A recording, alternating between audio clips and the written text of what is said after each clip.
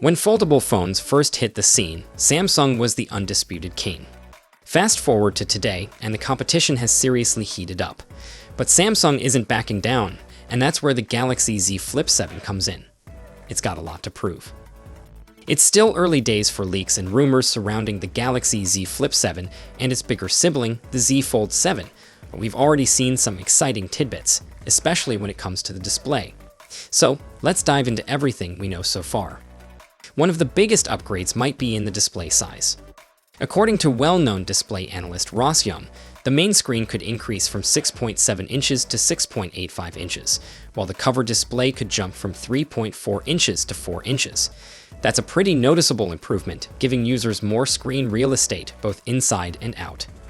On top of that, tipster Panda Flash recently revealed that Samsung is making strides in reducing the infamous crease. Reportedly, the Z Flip 7 will have a thinner crease than the Z Fold 7, making it less noticeable when unfolded.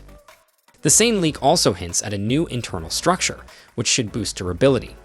Samsung is expected to introduce a less visible crease, a more efficient display, an all-new flexible glass, a bigger vapor chamber for better cooling, a next-gen ProVisual engine, likely improving camera processing, and a slightly faster charging. Speaking of new features, Samsung's ProScaler technology, which debuted on the Galaxy S25 series, is rumored to make its way to the Flip 7, promising enhanced image processing, which is a good-to-have feature. Here's where things get interesting. The leak suggests the Z Flip 7's crease will be less noticeable than the Z Fold 7, but what about a potential Z Flip 7 Fan Edition? Will it carry the same improvements or be a repackaged Flip 6 at a lower price?